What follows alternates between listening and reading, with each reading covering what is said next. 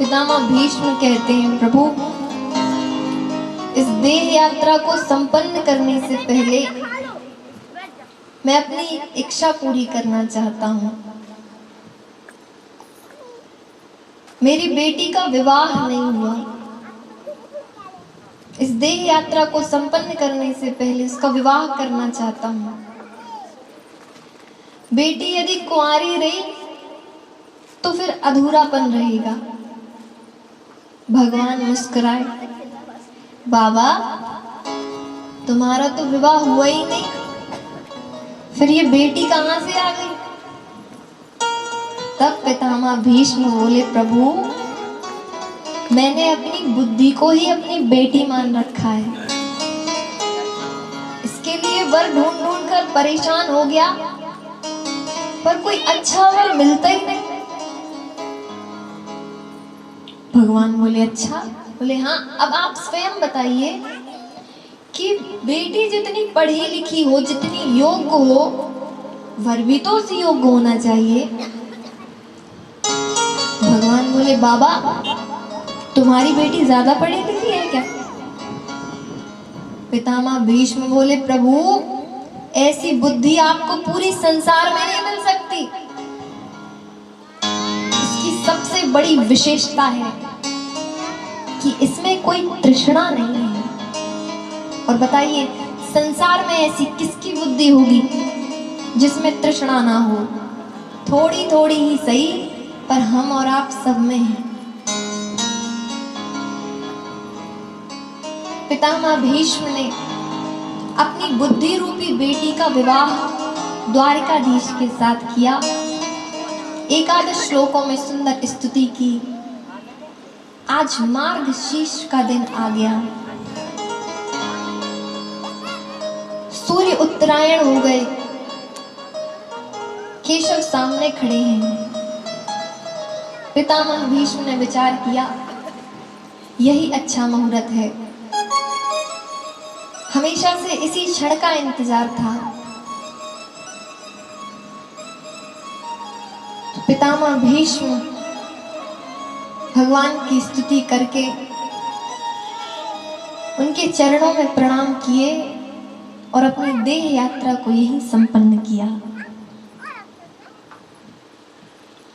पूरे में सन्नाटा छा गया। आज पूरे विश्व में करुणा की लहर फैल गई।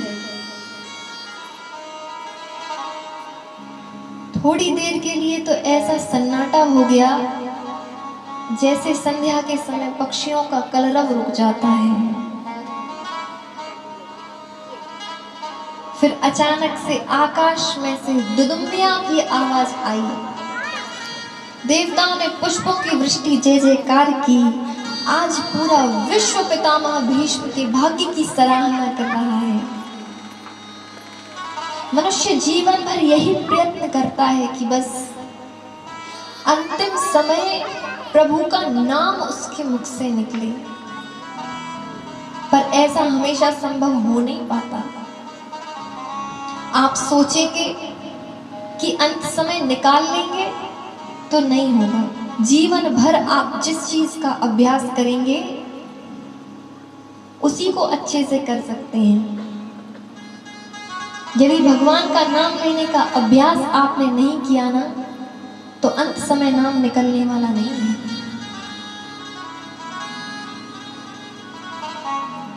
पितामह भीष्म ने देह यात्रा को संपन्न किया। भगवान ने पांडवों के हाथ से उनकी अंत्येष्टि करा करके उनकी अंतिम इच्छा भी पूरी की। आज प्रभु पांडवों से बोले कि भैया अब जाने के लिए आज्ञा दो, अब मैं नहीं रुकूंगा। पांडव छोड़ना तो नहीं चाहते थे, पर फिर भी भेज दिया। अर्जुन को साथ भेजा। यहाँ जब से द्वारिकाधीश गए हैं ना, तब से अपशगुन बहुत बढ़ने लगे। भीम बोले, भैया 7 महीने बीत गए अर्जुन को गए, पर अभी तक अर्जुन वापस नहीं आया। अशुभ अशुभ संकेत हो रहे हैं। मुझे समझ नहीं आता कि किस अपशगुन की ओर ये इशारा कर रहे हैं। मैं मंदिर जाता हूं तो देव प्रतिमाएं रोई सी प्रतीत होती हैं। यदि अर्जुन को नहीं आना था तो कम से कम कोई पत्री ही भेज देता। मुझे तो अर्जुन की बड़ी चिंता हो रही है। इतनी बात सारे भाइयों में चल ही रही थी कि सामने से रोते हुए अर्जुन आए। युधिष्ठिर ने देखा, अर्जुन रो क्यों रहे हो? क्या हुआ अर्जुन? तुम्हारा तेज कैसे नष्ट हो गया? देखो अर्जुन, किसी भी व्यक्ति का तेज तब नष्ट होता है जब उससे ये अपराध हो जाए। यदि वो गलती से भी गौ हत्या कर दे तो फिर व्यक्ति के जीवन में जो तेज होता है ना, वो नष्ट हो जाता है। यदि अगम्य स्त्री के साथ विहार कर लिया जाए तब भी तेज नष्ट होता है। या जिनके बिना हम जीवन में एक भी क्षण नहीं रह सकते, वो हमेशा के लिए हमें छोड़कर चले जाएं, तब व्यक्ति तेजहीन हो जाता है। अर्जुन, मुझे बताओ, कोई अपराध तुमसे हुआ है क्या? अर्जुन रोते हुए धरती पर गिर गए। प्रभु, अब क्या बताऊं? हमारे भाई, हमारे बंधु, मेरे गुरु द्वारिकाधीश अब इस दुनिया में नहीं रहे। प्रभु लीला संपन्न करके चले गए। कुंती ने जैसे ही सुना तो एक भी क्षण से रहा न गया। तुरंत प्रभु के चरणार बिंदुओं का स्मरण करते हुए कुंती मैया ने प्राण त्याग दिए। मुझे तो अभी तक ऐसे 2 ही पात्र मिले हैं जिन्होंने विशेषकर भगवान की याद में प्राण त्यागे।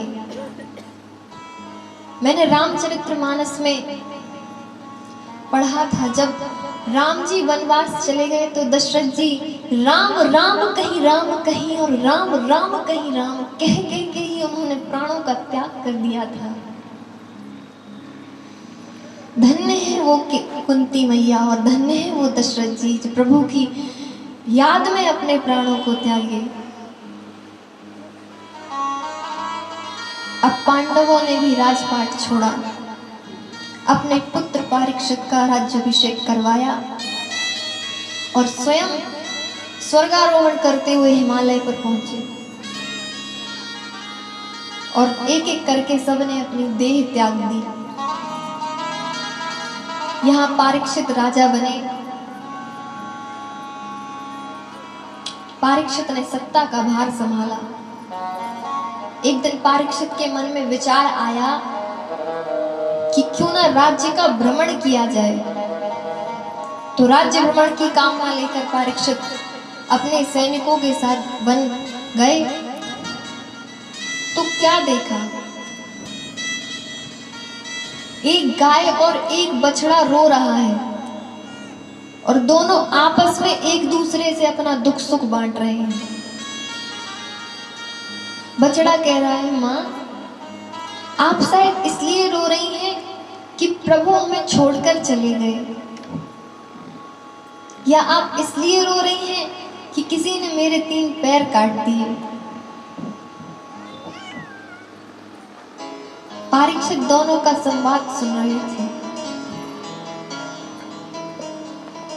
देख रहे थे कि सामने से एक हट्टा कट्टा काला पुरुष उन दोनों को परेशान करता हुआ आ रहा है। परीक्षित ने विचार किया, परीक्षित के राज में गौ माता पर इतना अत्याचार। गाय के पास गए, माँ आप चिंतित मत होइए, आप मुझे अपने दुख का कारण बताइए। किस दुष्ट ने आपकी ये दुर्दशा की, मुझे बताओ।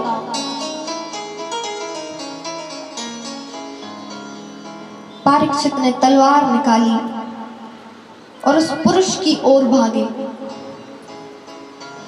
वो चरणों में गिर गया, महाराज रक्षा करें, रक्षा करें।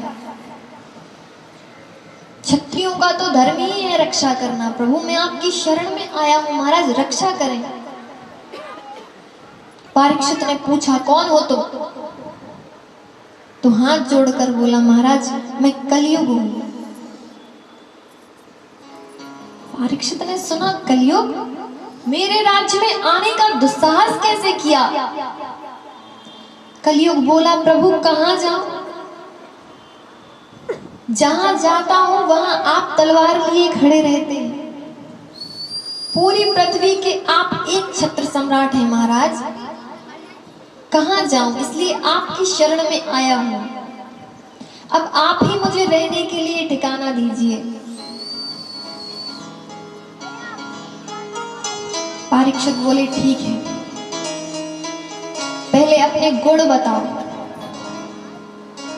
कलयुग बोला महाराज गुण तो मुझ में एक ही है और अवगुणों का तो मैं भंडार हूं। परीक्षित बोले अच्छा गुण कौन सा है? बोले कलयुग में हरि नाम संकीर्तन से ही जीव भवसागर से पार हो जाएगा।